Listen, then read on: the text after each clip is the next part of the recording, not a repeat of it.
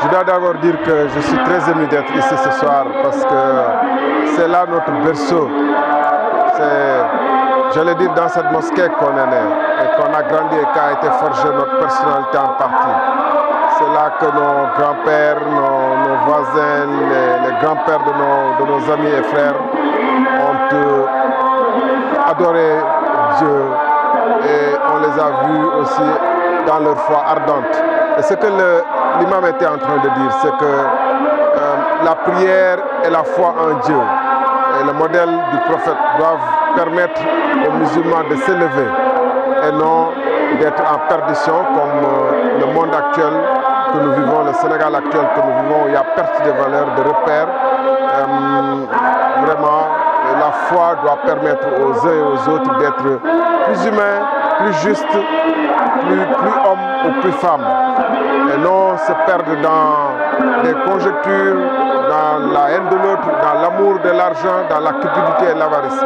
Et je vois que fondamentalement, comme il l'a dit lui-même, quand des hommes ou des femmes, des musulmans et des musulmanes ont des qualités assez remarquables, on dit ce n'est pas des musulmans, ils ressemblent à ceux des autres cultes, tellement que les musulmans ont perdu le repère. C'est le sens de son message que je suis en train de vous traduire.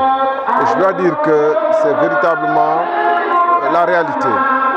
Aujourd'hui, de manière générale, la prière, comme il dit, semble se résumer à une formalité, mais ne permet pas à l'homme de s'améliorer et de se transcender pour être chaque jour meilleur.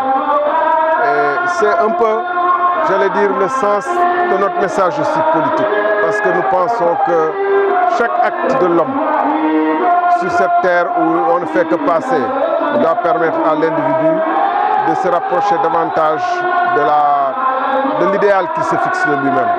Que ce soit un idéal religieux ou un idéal esthétique, mais un idéal qui permet à l'homme de savoir qu'il n'est que de passage sur terre et que tout effort doit servir à l'améliorer, à améliorer la société de manière générale et à permettre aux uns et aux autres de vivre mieux. Ça fait un peu tard, c'est pourquoi moi-même je suis un peu, j'allais dire, perdu. Justement, en parlant toujours de l'Internet, toujours dans ce même sillage, aujourd'hui, nous avons vu, en tout cas, le parti au pouvoir déjà préfabriquer 54%, d'autres 57%, et c'est déjà dans les réseaux sociaux. Que dites-vous par rapport à cela? Est-ce que vous avez eu vent, vous avez déjà vu le fichier, le deuxième fichier, le troisième fichier, c'est l'Internet? Qu'est-ce que vous pensez de ça? Bon, comme il dit, Internet est comme beaucoup d'autres instruments que l'homme a créés ou d'autres moyens que l'homme a créés, c'est un instrument assez neutre. On peut l'utiliser pour plus de savoir, plus de compétences, pour avoir à portée de soi le meilleur, comme on peut l'utiliser aussi pour le pire. En ce qui concerne votre question, d'abord, la censure n'a jamais été la meilleure des choses, puisqu'elle ne permet pas de résoudre les problèmes de fond que constitue. Par exemple, ici, pourquoi on se pose la question de savoir on a 2 ou 3 fichiers, c'est parce qu'il n'y a pas de transparence. Dans un pays de transparence, et surtout parce qu'on a à disposition des instruments remarquables comme l'Internet, on devrait pouvoir tous être édifiés sur le fait qu'il n'y peut y avoir qu'un fichier. En France, aux États-Unis et dans des pays africains comme la Tunisie ou ailleurs, ils ne se posent pas la question de savoir s'il y a 2 ou 3 ou 4 ou 10 fichiers. Bon, la volonté de censurer les hommes et de les ramener à ne pas pouvoir s'exprimer, c'est parce qu'on a fermé, la RTS n'est plus accessible au public et aux Sénégalais de manière générale. Le quotidien national n'est plus accessible.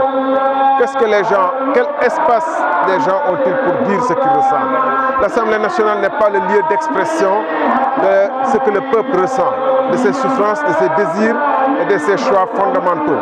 Où est-ce que le peuple trouve les moyens alors d'exprimer sa rancune ou sa rancœur? Quand on voit les scandales étouffés, les injustices commises au nom du peuple et avec les moyens du peuple, il faut bien que le peuple se trouve les moyens de faire des dérivatifs. Si cette société était plus transparente, si les lieux d'expression étaient plus justes et au service de l'intérêt général, si la justice était plus au service de l'intérêt général, les hommes n'auraient pas besoin de dérivatifs pour pouvoir essayer de s'attaquer un peu au système et particulièrement à celui qui l'incarne le plus et qui est en train de le désincarner lui-même, le système. de les désarticuler.